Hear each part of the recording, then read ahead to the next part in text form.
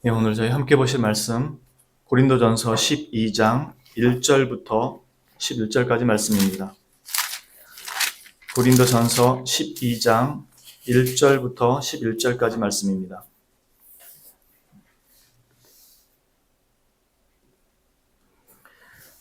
신약성경 278페이지 고린도전서 12장 1절부터 11절까지 말씀 다 찾으신 줄로 알고 제가 봉독하도록 하겠습니다.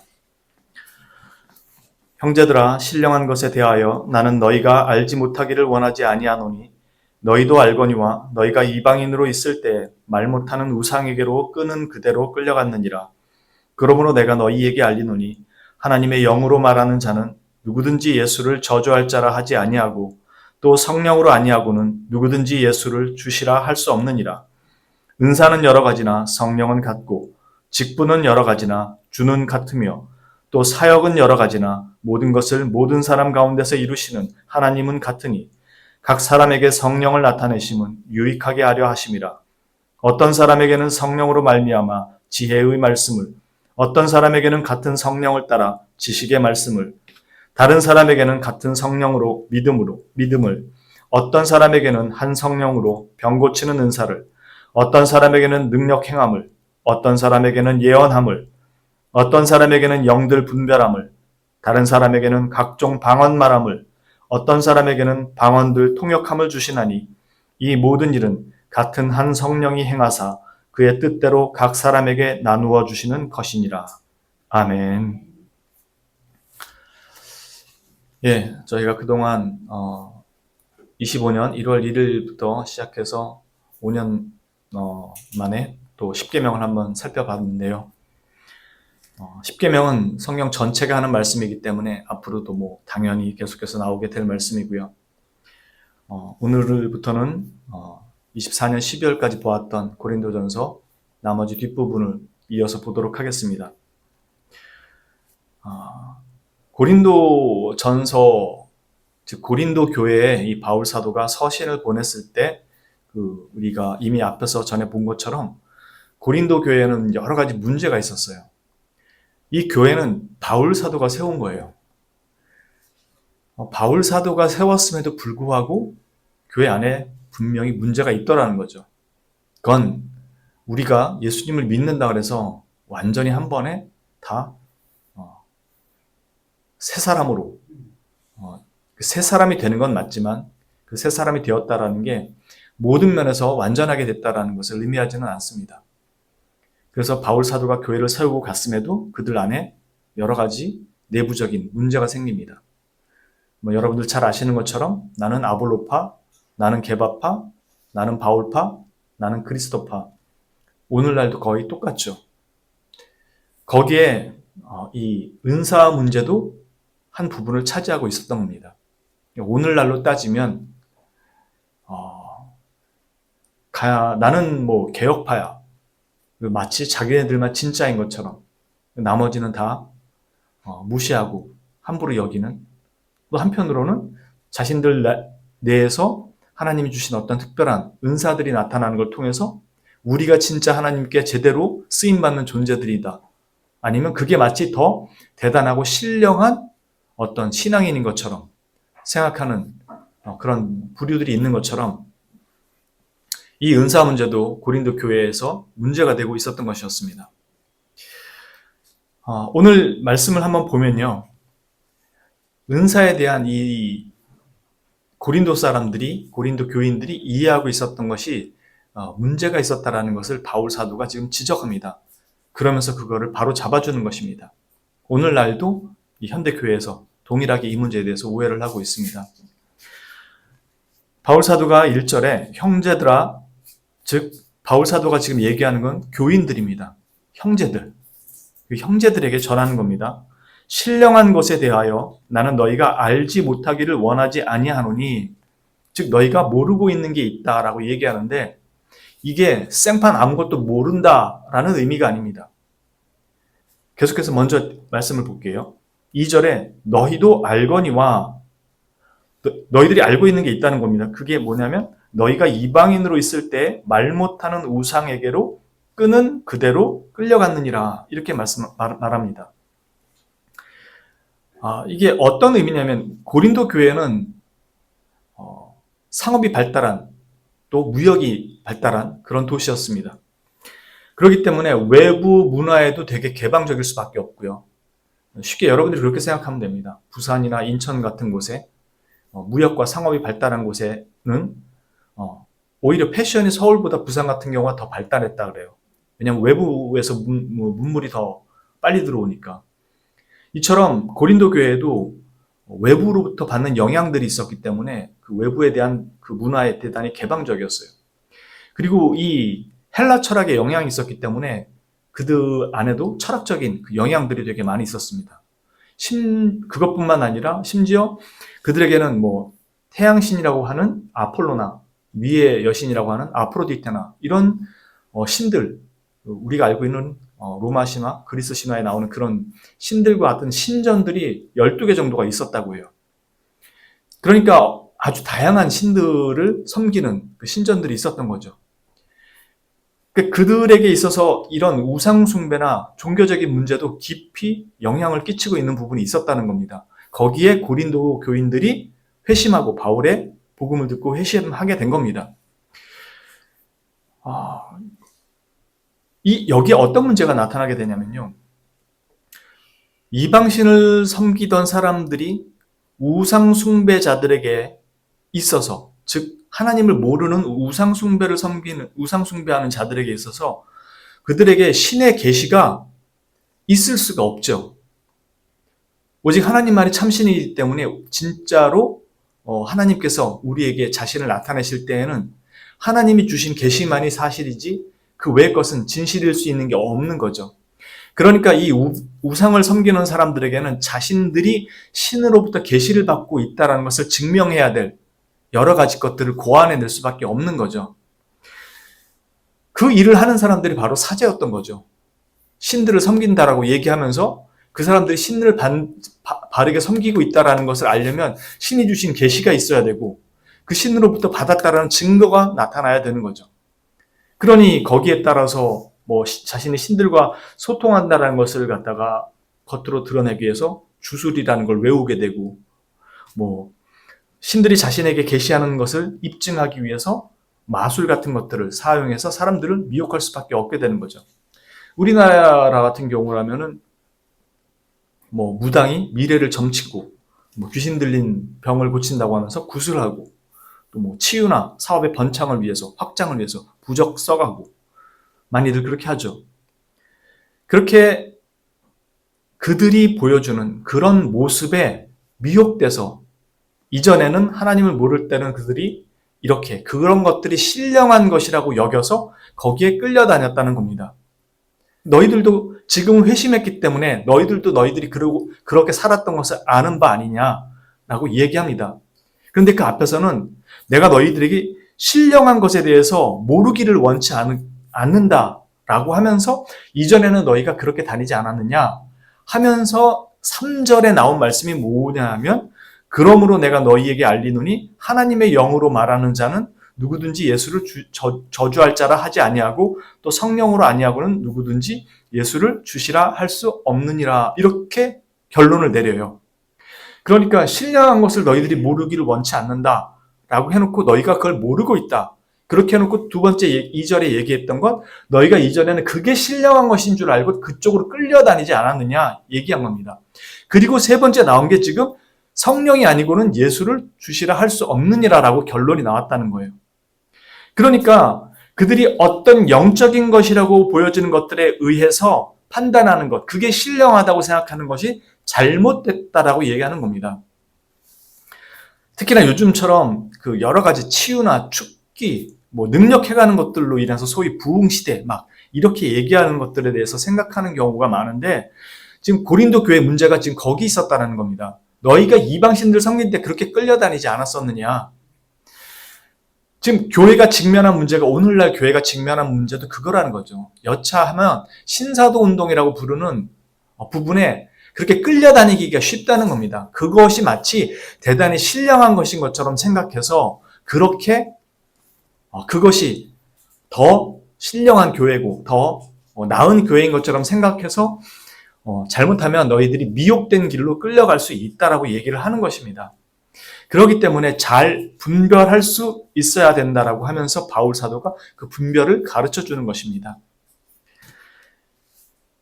그래서 나온 3절이 그러므로 성령이 아니고는 예수를 주시라 할 수 없느니라. 이게 무엇을 의미하냐면 뭔가 신령한 것을 행하는 것 같은데 그의 입에서 삼위일체 하나님에 대한 찬양과 감사의 고백이 없다면 그에게 나타나는 영적인 것들에 대해서 미혹되지 말라는 겁니다. 또한 성령의 내주함이 없이는 어느 누구도 예수를 자신의 유일한 구속주라고 고백할 수도 없다고 말합니다. 왜냐하면 그들은 그들의 유일한 구속주를 믿지 않는 사람들은 알 수 없기 때문에요. 주서들은 풍월로 입술로는 예수님을 자신의 주라고 고백할 수는 있겠죠. 사도행전에 보면은 마술사들 중에 회심했다고 따라다니는 사람들이 있었지만 실제로 그들이 예수님을 마음속으로 온전하게 받아들여서 고백한 건 아니었죠. 그건 그들이 그리스도를 온전하게 알지 못한다는 겁니다.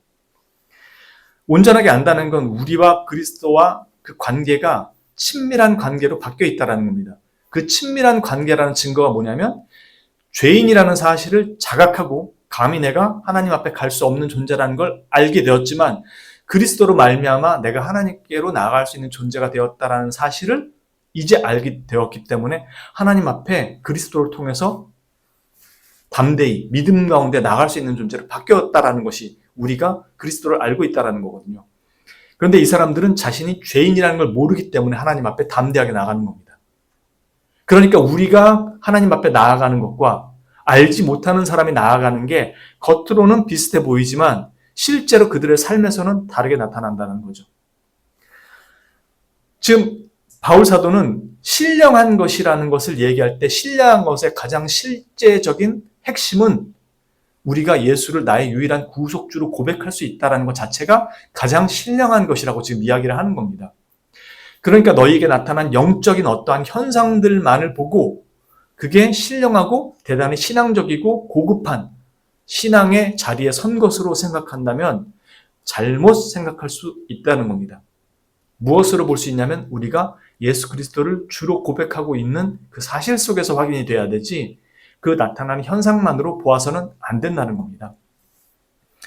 이미 그건 예수님께서 마태복음 7장에서 말씀하셨어요. 여러분들 전에도 말씀드렸지만 누군지 나를 주여 주여 하는 자마다 천국 들어갈 것이 아니라 내 아버지의 뜻대로 행하는 자라야 들어가리라 라고 말씀하시면서 이 사람들이 내가 예수님이 그날에 나를 다 안다고 하겠지만 내가 너희를 모른다고 얘기할 것이다. 불법을 행하는 자들은 다 내게서 떠나가라. 이렇게 말씀하실 때 너희가 나한테 이렇게 말할 거라는 거예요. 주여 내가 주의 이름으로 많은 권능을 행하지 않았습니까? 주의 이름으로 선지자 노릇하지 않았습니까? 말씀을 전파하고 사람들한테 권면하지 않았습니까? 내가 주의 이름으로 귀신을 쫓아내지 않았습니까? 그렇게 얘기한 것에 대해서 주님이 나는 너희를 모른다라고 할 것이라고 얘기하는 겁니다. 지금 여기 나온 것처럼 이런 현상들이 있다라고 해서 그게 하나님의 일이라고 생각하고 그게 고급한 능력이라고 생각해서 그게 더 좋은 신앙이라고 생각해서 미혹되지 말라고 이야기하는 것입니다. 바울 사도는 진짜 신령한 것은 너희가 거듭나지 않고서는 일어날 수 없는 그 일이 너희에게 일어났다는 사실 그리고 그 성령께서 너희 안에 계시다라는 것 그게 참으로 신령한 일이고 증거라는 것입니다. 그러면서 그것이 어떤 건지를 내가 이제 설명을 하겠다라는 게 4절 이하에 나오는 내용입니다. 4절부터 7절에 이렇게 말씀합니다. 은사는 여러 가지나 성령은 같고 직분은 여러 가지나 주는 같으며 또 사역은 여러 가지나 모든 것을 모든 사람 가운데서 이루시는 하나님은 같으니 각 사람에게 성령을 나타내심은 유익하게 하려 하심이라. 지금 여기에 어떻게 얘기가 대조되고 있는지 잘 보십시오. 은사와 관련해서는 성령으로, 직분과 관련해서는 주 예수 그리스도로, 사역과 관련해서는 하나님, 성부 하나님으로 이렇게 지금 얘기를 하고 있습니다. 이처럼 삼위일체 하나님과 관련된 것이 은사라는 것을 이야기합니다. 단지 성령 하나님께서만 관련된 것이 아니라고 얘기하는 겁니다. 은사를 주는 분은 성령 하나님이시지만 이 일은 삼위일체 하나님의 일이라고 지금 바울사도가 얘기하는 겁니다. 이 은사에 대한 이해가 오늘날 조금 많이 이런 부분에 있어서 잘못되어 있는 것 같습니다. 성경의 여러 곳에서 성령의 선물, 하나님의 선물이라는 표현을 종종 보게 됩니다. 그리고 은사도 성령님의 선물이라고 얘기합니다. 그러나 성경의 많은 부분에서 이 은사, 성령님의 선물이라고 지칭할 때는 성경의 많은 부분에서 성령의 선물, 하나님의 선물이라고 이야기할 때는 대부분 그것은 영생, 구원, 복음과 같은 것으로 말씀하는 겁니다. 물론 성령의 선물, 이 은사도 거기에 포함되긴 합니다만 대부분은 영원, 구원, 믿음 이런 것들이 하나님의 선물, 성령의 선물이라고 말씀합니다. 그러나 사실 오늘과 같은 이 은사에 관련해서 선물이라고 지칭하는 이 말씀의 대표적인 구절은 아마도 에베소서 3장 7절의 말씀일 겁니다. 이 복음을 위하여 그의 능력이 역사하시는 대로 내게 주신 하나님의 은혜의 선물을 따라 내가 일꾼이 되었노라. 이렇게 말씀합니다. 우리가 지금 여기 고린도전서에 있는 말씀에 보면 은사, 직분, 사역 이렇게 나왔는데 지금 에베소서 3장 7절에는 하나님의 은혜의 선물, 내가 일꾼, 그리고 그의 능력이 역사하시는 대로 이렇게 되어 있거든요. 이 단어들이 다 동일한 단어예요. 원 단어로 보면 내게 주시는 하나님의 은혜의 선물 이것만 다른 단어로 쓰였지만 실상 아까도 말씀드린 것처럼 은사가 하나님 성령님께서 주시는 선물이라고 한다면 지금 이 에베소서 3장 7절에 있는 말씀도 똑같다는 겁니다. 그의 능력이 역사하시는 대로 내게 주신 하나님의 은혜의 선물, 은사를 말하는 거죠. 그 선물을 따라 내가 일꾼이 되었노라. 이 고린도 전서에서 직분이라고 말하는 거는 단어로 표현하자면은 섬긴다라는 뜻이에요. 섬긴다라는 의미의 단어를 쓰고 있는 거예요. 그리고 지금 여기 에베소서 7장에 내가 일꾼이 되었노라 라고 할 때 이 일꾼도 똑같은 단어, 섬긴다라는 단어를 쓰고 있는 거예요. 그리고 고린도전서 12장 5절에 나오는 사역이라는 단어도 마찬가지로 에베소서도 똑같이 역사라고 되어 있지만 이 둘 다 단어가 활동, 어떤 유효한 능력이라는 똑같은 단어예요. 그리고 은사라고 부르는 거, 지금 12장에서는 은사라고 되어 있지만 에베소서 3장 7절에서는 선물이라고 되어 있어요. 이걸 정리해서 말씀드리면 무슨 뜻이냐면 은사는 여러 가지나 성령은 같고 직분은 여러 가지나 주는 같으며 사역은 여러 가지나 모든 것을 모든 사람 가운데서 이루시는 하나님은 같으니 이 말이 지금 무엇을 위한 것이냐면 7절에 나온 것처럼 각 사람에게 성령을 나타내심은 유익하게 하려 하심이라 이거예요.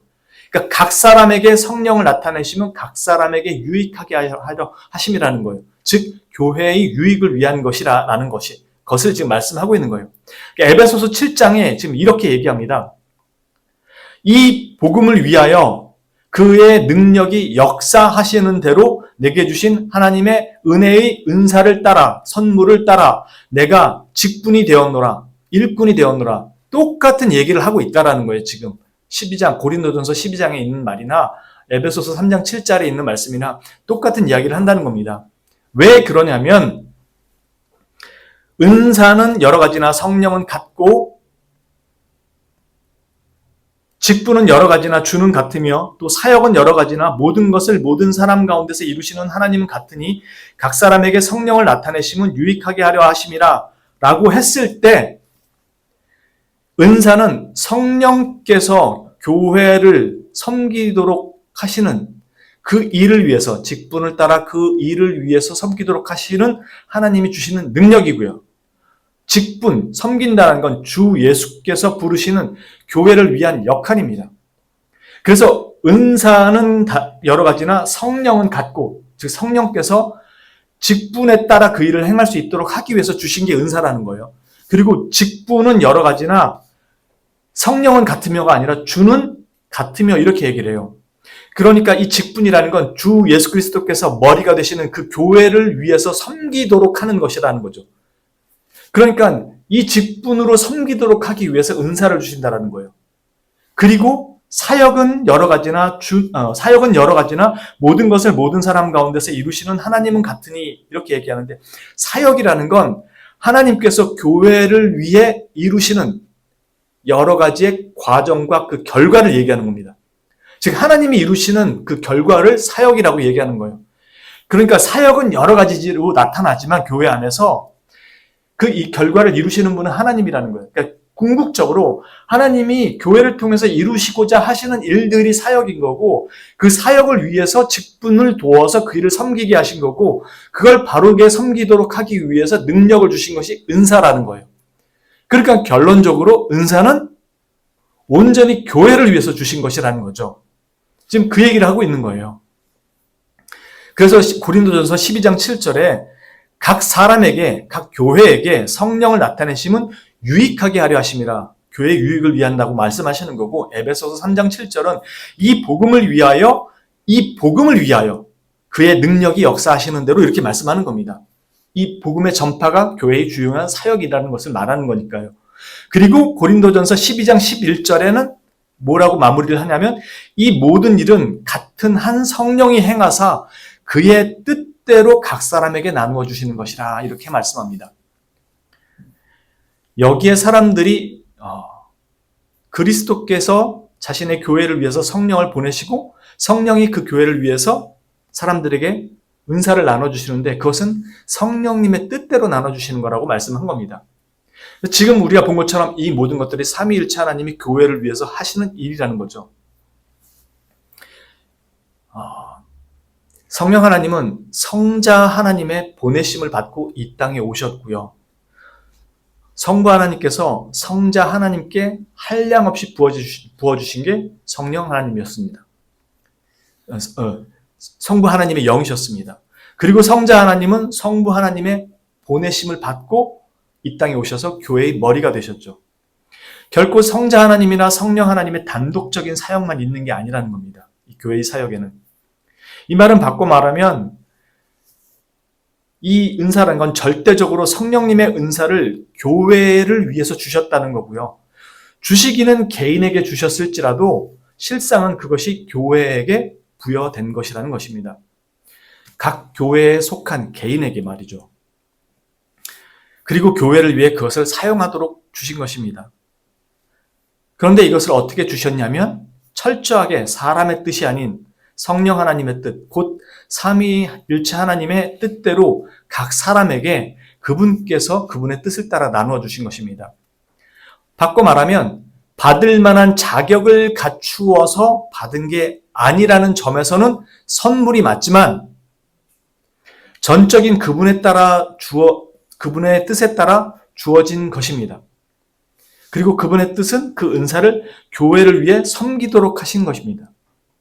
그러니까 성령의 선물이라는 말이 마치 우리가 어떤 그냥 거저준 좋은 선물이라는, 우리가 막 그 좋은 선물 받으면 기쁜 것처럼 그냥 받은 그 선물처럼만 이해를 하지만 그렇지 않다는 겁니다. 왜냐하면 그건 교회를 위해 주신 것이기 때문에요. 여러분들 달란트 이야기 하시죠? 5달란트 준 사람 10개 남기는 사람 있지만 1달란트 받아서 땅에 숨겨놓는 사람들에 대해서 하나님께서 책망하시고 그들의 말로가 어떻게 될 것인지를 말씀하죠. 우리에게 주신 은사라는 것은 그냥 허투루 주신 게 아닙니다. 은사는 여러 가지나 성령은 같고 직분은 여러 가지나 주는 같으며 또 사역은 여러 가지나 모든 것을 모든 사람 가운데서 이루시는 하나님은 같으니 각 사람에게 성령을 나타내심은 유익하게 하려 하심이라. 이 하나님의 주권적인 역사고 그 내용의 결과가 사역입니다. 이것을 위해 하나님은 각 교회에게 섬기는 그 은사를 주신 거예요. 그리고 이 직분은 교회를 위해 있는 능력이고 은혜롭게 수행하도록, 그리고 그리스도를 섬기는 일에 부족함이 없도록 주신 겁니다. 그 말은 한 성령께서 그의 뜻대로 이것을 나눠줬다라는 점에서 신령하다고 얘기하는 겁니다. 우리가 가지고 있는 것이 아니기 때문에 하나님께로부터만 부여받아서 오는 것이기에 신령하다라고 얘기하는 겁니다. 그런 점에서 이것이 각 사람에게 나누어졌다라는 것은 받은 사람이 하나님의 뜻에 절대적으로 순종해야 된다는 것을 포함합니다. 통솔자가 그의 뜻에 맞게 작전과 계획을 짜고 통솔을 할 때 그것을 수행하는 사람들이 그것을 따라주지 않으면 그 일이 제대로 수행될 수가 없겠죠. 마찬가지로 그걸 받은 사람들은 철저하게 그 일에 순종해야 되는 것입니다. 그렇게 은사는 자신의 신앙을 입증하는 그 도구가 될 수도 없고요. 자신의 신앙에 대한 자랑이 될 수도 없습니다. 방언할 줄 안다고 남들보다 신앙이 더 좋은 게 아니고요. 남들보다 기도를 더 잘하는 사람도 아니고 더 많이 한 사람도 아닙니다. 목사는 가르침의 은사, 흔히 성경에서 말하는 예언이라고 부르는 그 예언의 은사를 받은 사람들입니다. 그게 일반 성도보다 더 나아서가 아니에요. 하나님이 그렇게 쓰시기 위해서 부르셨고 그 직분을 위해서 그 은사들을 주신 거예요. 저도 목사가 되기 전에는 성경에 대해서 까막눈이었죠. 그러다 부르심을 받고 말씀을 보고 공부를 하게 되면서 하나님이 주신 은혜를 따라서 말씀에 대한 눈과 귀가 열리게 되고 알게 해주신 것들이죠. 제가 깨달은 게 아니라. 이처럼 은사는 자기 신앙의 그 입증, 내가 남보다 더 신앙이 좋다라는 걸 입증하거나 남보다 신앙생활 더 잘하거나 기도 많이 더 잘하거나 기도에 능력이 있다거나 뭐 이런 걸 입증하려고 준 게 하나도 없다라는 겁니다. 그걸 주셨고 그게 남들보다 뭔가 더 특별한 은사가 있다면 절대적으로 교회를 위해 쓰도록 주셨다라는 거죠. 그렇기 때문에 철저하게 교회의 유익을 위한다는 점에서 이것을 바르게 이해할 때에야 비로소 너희는 더욱더 큰 은사를 사모하라라는 바울 사도의 말이 무슨 말인지 이해를 하게 된다는 겁니다. 사람들은 더욱더 큰 은사를 사모하라는 게 뭔가 대단한 기도 많이 하고 금식 많이 해가지고 더 많은 어떤 특별한 은사를 막 받아내는 것이 더욱더 큰 은사를 사모하라는 말로 이해를 하지만 지금 여기 나온 것처럼 내가 너에게 준 은사는 철저하게 교회를 위해서 순종하고 유익을 위해서 사용하도록 준 것이라는 겁니다. 그걸 정말로 바르게 이해할 때야 너는 더욱더 큰 은사를 사모하라고 얘기하는 겁니다. 자기 신앙 입증 도구가 아니니까. 그래서 자기가 찾고 구한다고 무조건 다 받는 것도 아니라는 겁니다. 성경을 내가 보고 싶은 대로 보고 믿고 싶은 대로 믿으려는 경우가 바로 이런 경우에 많이 해당되죠. 성령의 은사 같은 경우에. 뭔가 남들보다 더 특별한 은사를 받고 싶은 것, 더 신앙의 깊이가 남들보다 다르다라는 걸 증명할 만한 어떤 은사를 구하고 싶은 욕구가 그 안에 잠재 있기 때문입니다.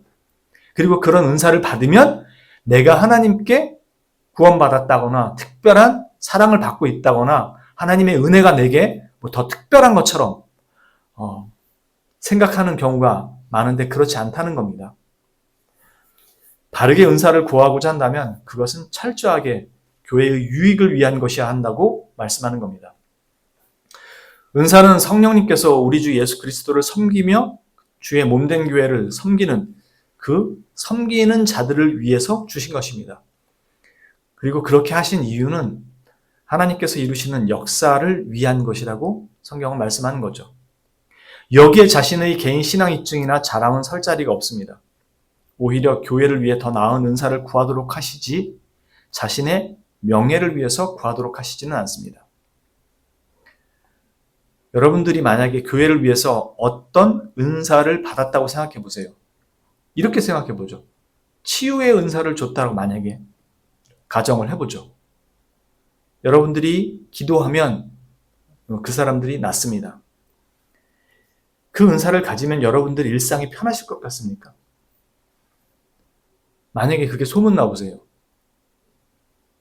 여러분들이 우쭐대면서 내가 기도하면 다 난다고 이렇게 얘기하는 게 처음에나 쉽겠죠. 만약 정말로 여러분들이 기도하고 간구하는 것에 대해서 하나님이 다 치유해 주신다면 여러분들 잠 못 잘 겁니다, 아마. 그리고 타락하기가 되게 쉬워질 겁니다. 사람들이 믿지도 않는데 돈 바리바리 싸들고 와서 고쳐달라고 그럴 겁니다. 그리고 여러분들이 하나님께서 교회에 주신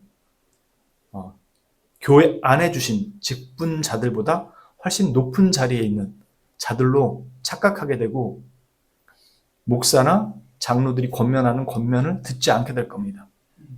당신 이거 할 줄 알아? 당신 이런 능력도 없으면서 하나님의 종이라고 얘기할 수 있어? 그렇게 목이 뻣뻣해지고 말씀보다 자기가 경험하는 것들이 훨씬 더 앞서기 시작할 겁니다.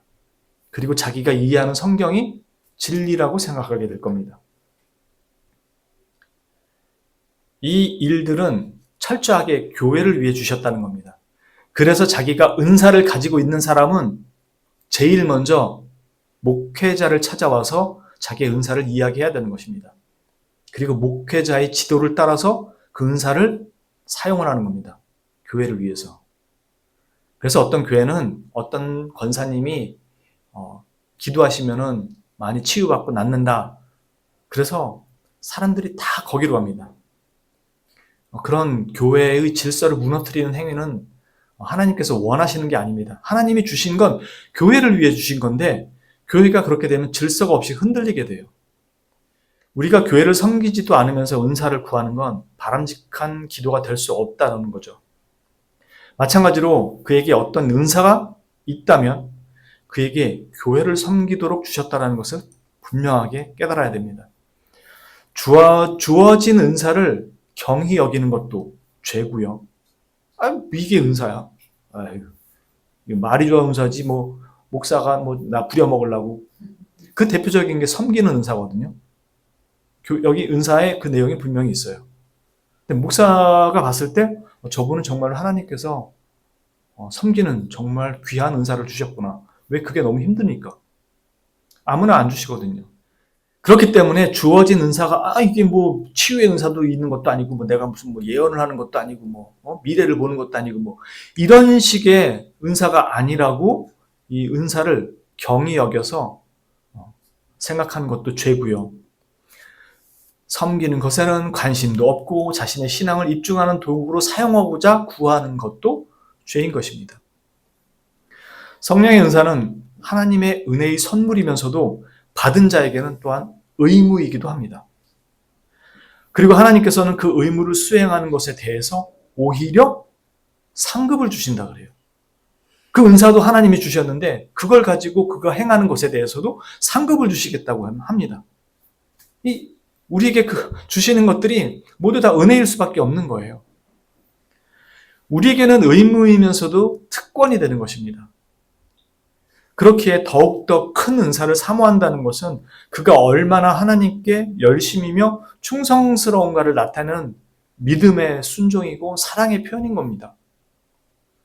그러니까 정말로 이 은사를 사모하고 하나님께 은사를 구하는 사람은 진실한 믿음을 가지고 하나님을 깊이 따라가면 순종하는 사람이죠. 그래서 여러분들이 교회 안에서 보면 어떤 분들은 많은 것들을 정말 불만, 불평, 물론 안에는 있겠지만 내색하지 않고 묵묵히 그 자리를 지켜가는 분들이 계세요. 누가 봐도 저거 진짜 목사가 심했다, 잘못하고 있다. 그런데도 그 목사에 대해서 불평 한마디 않고 그걸 섬기는 분들이 계세요. 정말 훌륭한 분들이죠. 왜? 그분은 그 목사를 섬기는 게 아니라 주님을 섬기고 있는 것이기 때문에 자신의 섬김에 대해서 조금도 불만을 갖지 않습니다. 하나님께서 그 일을 그를 통해서 하시고 있다는 확신이 있기 때문에 비록 목사가 잘못해도 교회가 잘못해도 그 일을 따라가는 거죠. 물론 더 이상 안 된다고 생각할 때는 다른 방법을 강구하게 되겠지만 보편적으로 그렇게 정말로 성실히 신실하게 하나님을 섬기는 그런 섬김의 은사를 가지신 분들이 있죠. 하나님은 그분들의 그 은사를 사용하는 것에 대해서 매우 기뻐하십니다. 그리고 그들에게 하나님께서 베푸시는 큰 은혜들을 베푸시죠. 그래서 그분들을 보면 우리가 저분들은 어떻게 했길래 저렇게 하나님 앞에 큰 은혜를 받고 살까? 그때 보시면 아시겠지만 참으로 하나님 앞에 신실하게 충성스럽게 이중적인 모습을 가지지 않고 섬기는 분들이 계세요.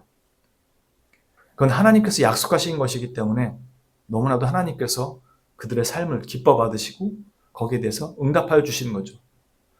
목사가 어떠냐, 교회가 어떠냐는 거는 관련이 없어요. 하나님이 그에게 직접 베풀어 주시는 거니까. 그게 우리가 받은 은사를 사용해야 되는 가장 기본적인 자세입니다. 이건 짐이 아니고 은혜이고 특권입니다. 그래서 믿음의 순종이고 자발적 순종을 요구한다고 말씀하는 겁니다. 하나님은 그걸 기쁘게 받으시겠다는 것이고요. 저와 여러분 모두 하나님의 이 부르심에 언젠가 자발적으로 기쁘게 순종하면서 더욱더 큰 은사를 사모하는 자리까지 주님 앞으로 한 걸음씩 한 걸음씩 더 나아갈 수 있기를 주님의 이름으로 진심으로 축원합니다. 기도합니다. 거룩하신 주님, 우리를 여러 모양으로 부르셔서 하나님의 거룩한 몸된 교회를 섬기게 하셨습니다. 하나님께서 우리를 부르시고 섬기게 하실 때 또한 그에 맞는 여러 가지 은사들을 주셨습니다. 그 은사들을 주님께서 주셨을 때 우리가 어떠한 은사를 받았든지 하나님께서 주신 것에 감사하고 순종하며 그것을 교회를 위해 유익하게 사용할 줄 아는 저희들이 되게 하시고 그 은사에 감사할 줄 알며 오히려 그 은사를 통해서 하나님 앞에 나아가는 그 자리에 하나님의 은혜와 복주심과 평강과 자비가 넘치는 그 삶을 경험하는 귀한 은혜의 시간들 될 수 있도록 인도하여 주옵소서. 우리를 위해 죽으시고 부활하신 우리의 참 구주 되시는 구주 예수 그리스도의 이름으로 감사드리며 기도합니다. 아멘.